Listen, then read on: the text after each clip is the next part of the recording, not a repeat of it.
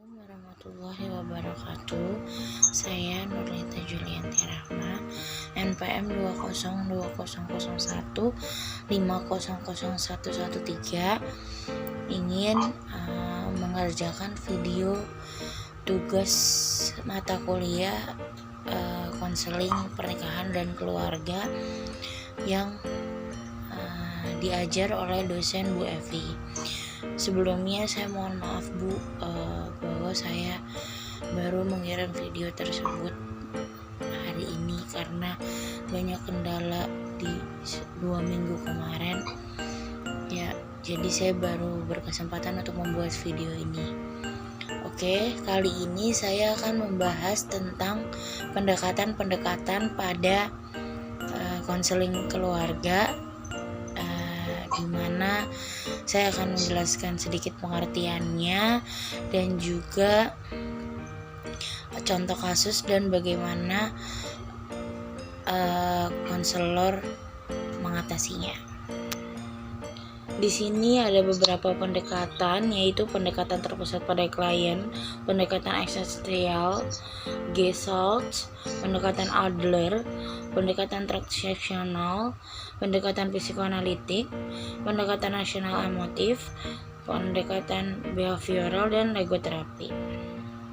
Pendekatan terpusat pada klien. Di dalam konseling keluarga, fungsi konselor adalah sebagai fasilitator, yaitu untuk memudahkan, membuka, dan mengarahkan jalur-jalur komunikasi apabila ternyata dalam kehidupan keluarga tersebut pola-pola komunikasinya telah berantakan, apalagi sampai terputus sama sekali gitu ya.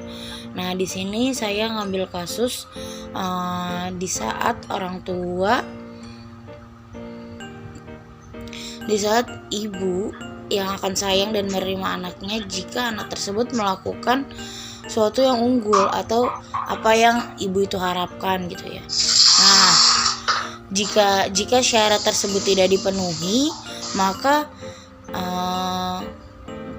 orang tua tersebut akan mencaci maki anaknya hanya mendapat cacian begitu ya. Nah, dalam kasus ini telah terjadi komunikasi yang salah, karena gimana pun anak atau harapan orang tua tidak akan selalu terpenuhi. Dan jika anak tidak memenuhi harapan orang tua, maka seharusnya orang tua akan membicarakannya dengan baik-baik. Hal seperti ini akan masuk ke dalam konseling pernikahan dan keluarga, di mana akan dijelaskan nanti di sesi-sesinya, di mana konselor akan berbicara kepada orang tua dan konselor berbicara kepada anak dan mendekatkan orang tua kepada anak tersebut. Yang kedua ada pendekatan eksistensial. Yang paling penting dalam fase awal konseling keluarga ini ialah mendorong semangat anggota keluarga untuk berani mengemukakan dunia pribadinya. Kelabunya kehidupan keluarga tidak lain adalah karena berkurangnya kemauan para anggota untuk merasakan pandangan dunia pribadi anggota keluarga yang lain. Yang satu merasa benar sendiri, yang satunya berusaha menyalahkan orang lain gitu ya. Saya mengambil contoh kasus dari pendekatan ini ialah seorang istri yang mengerjakan semua pekerjaannya, tetapi sang suami hanya fokus terhadap kehidupannya tanpa membantu sang istri. Jadi di sini namanya pernikahan itu di setiap keluarga suami istri itu adalah bekerja sama. Tidak semua pekerjaan rumah tangga juga harus dikerjakan oleh istri, misalkan suami bisa membantu. Tapi di contoh kasus ini adalah seorang istri mengerjakan tugasnya sedangkan tidak ada bantuan dari suami. Tugas konselor seperti apa dalam masalah seperti ini ialah memberi semangat tentunya ke sang istri, ya kan. Yang kedua, membicarakan suami untuk tidak hanya fokus terhadap dirinya tapi membantu sang istri, seperti itu. Di sini kita lebih ke memberi semangat dan memberi nasihat juga kepada suami untuk tidak seperti itu lagi. Selanjutnya ada pendekatan Gesell.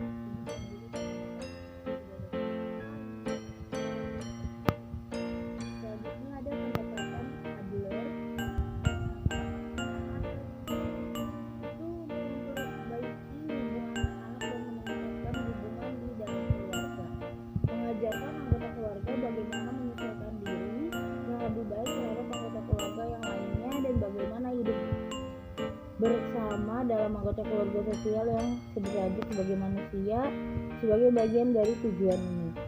Nah, contoh yang saya ambil ialah terdapat pasangan suami istri yang saling bertengkar dikarenakan salah paham, dan istrinya tuh berpikir bahwasanya suaminya selingkuh karena suami sudah mulai pulang malam gitu ya, pulang terlambat, terus juga mulai cuek gitu. Jadi istrinya berpikir bahwa suaminya itu punya selingkuhan gitu, atau selingkuh di luar sana dari sikap-sikap suaminya yang mengalami perubahan. Apa tugas konselor? Ialah apa tugas konselor menangani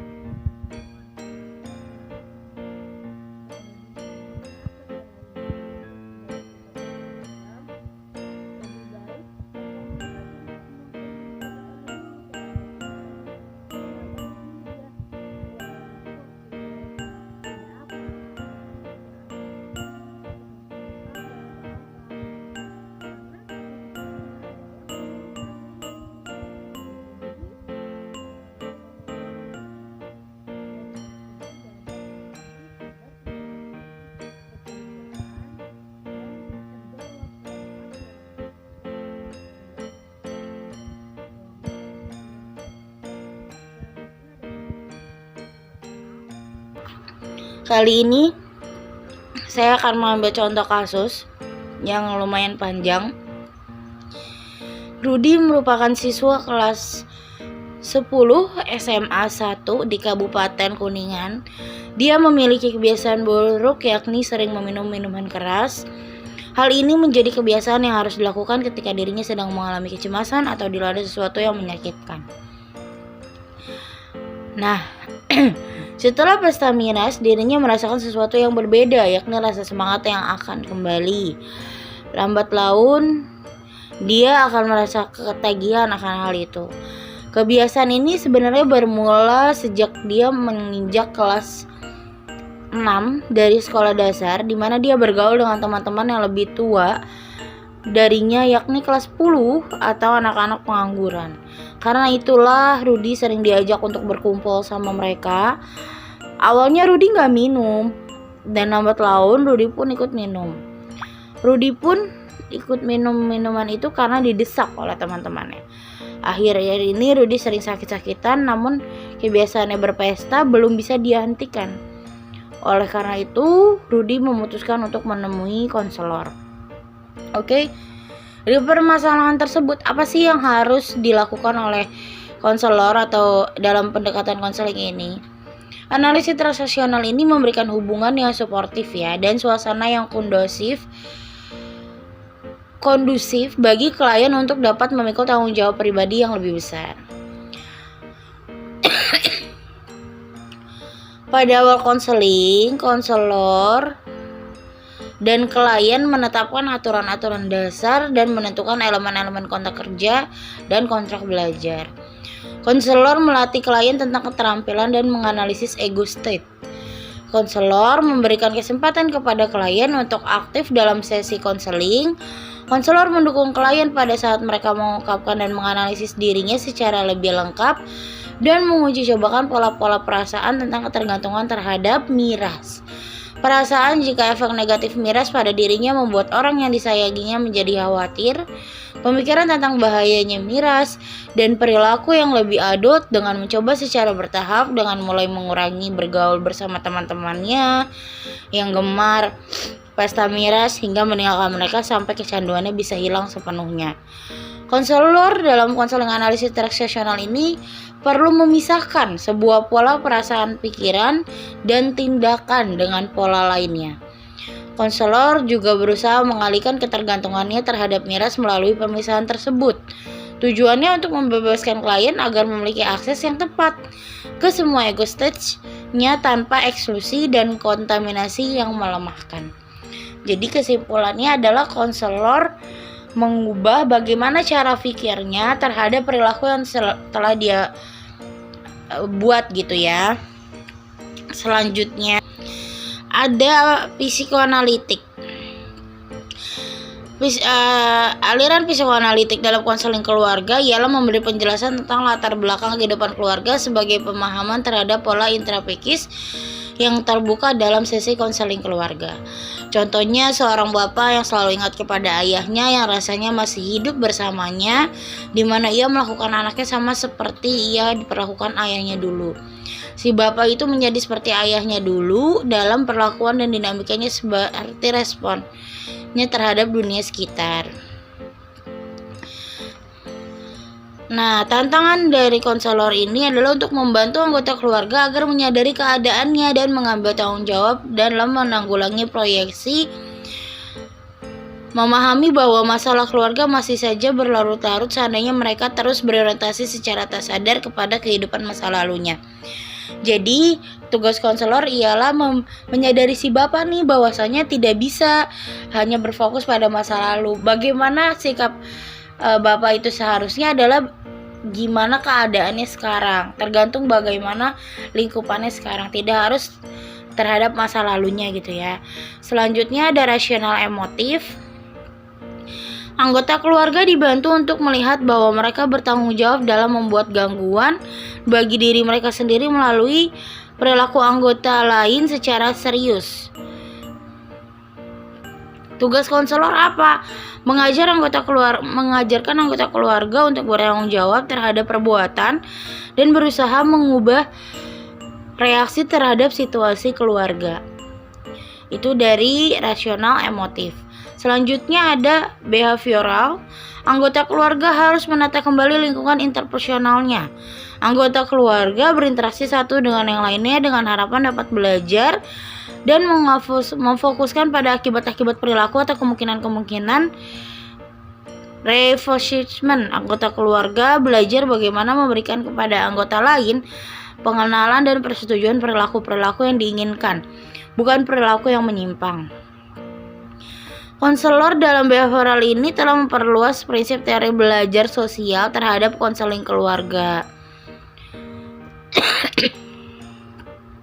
Selanjutnya ada logoterapi yang dikenalkan pertama kali di tahun 1940-an agar klien yang menghadapi masalah dapat menemukan makna dari penderitaannya dan juga makna mengenai kehidupan dan cinta. Kehidupan keluarga menentukan titik tolak perkembangan anak. Jika kehidupan keluarganya berantakan, sering menimbulkan frustasi bagi anaknya, kemungkinan terjadi penyimpangan yang berlaku. Di dalam konseling keluarga ini mengajak anggota keluarga untuk lebih sadar akan kualitas hidup. Cara yang dilakukan dengan terapi ini adalah dengan menerima segala kondisi, bahkan yang buruk sekalipun. Selain itu, selalu berpikir setiap momen pasti memiliki arti dalam kehidupan. Jadi bagaimanapun masalah dalam keluarga itu pasti mempunyai makna, pasti mempunyai arti dan pengalaman tersendiri. Jangan membuat masalah itu menjadi beban terhadap anak. Contohnya seperti mungkin saya ambil dari kasus lingkungan sekitar saya yang memiliki masalah broken home gitu ya, dimana orang tuanya tidak bisa utuh dan akhirnya anak tersebut juga menjadi dampaknya itu ibaratnya dengan orang tua yang tidak bisa utuh terhadap pernikahannya itu udah mau menjadi suatu beban untuk anak. Tapi gimana caranya sih biar nggak tambah beban untuk anak? Di saat kalian orang tua memiliki pikiran yang sangat kacau, sangat negatif, jangan anak ikut diomelin atau disalahin gitu, karena di situ dia tidak bisa menerima gitu ya, dia tidak bisa sadar bahwasanya masalah yang dihadapi juga mempunyai makna dan anak tersebut juga akan melakukan hal yang menyimpang nantinya karena mereka tertekan oleh masalah orang tuanya sendiri. Banyak sekali di luar sana anak yang akhirnya melakukan perilaku menyimpang karena atas masalah tersebut. Karena sangat disayangkan sebagai konselor seharusnya lebih banyak lagi nih untuk memberitahu orang tua di luar sana yang memiliki masalah seperti ini atau anak yang telah memiliki broken home untuk melakukan logoterapi ini mungkin ya, karena agar memahami makna-makna dari masalah yang mereka hadapi agar tidak melakukan hal yang tidak seharusnya terhadap anak juga. Oke, baik, setelah saya sudah menyebutkan 9 pendekatan dalam konseling pernikahan dan keluarga tadi, dari pengertian, contoh, dan bagaimana konselor harus mengatasinya. Kurang lebihnya mohon maaf juga Bu kalau saya tidak maksimal mengerjakannya karena sedang sakit juga.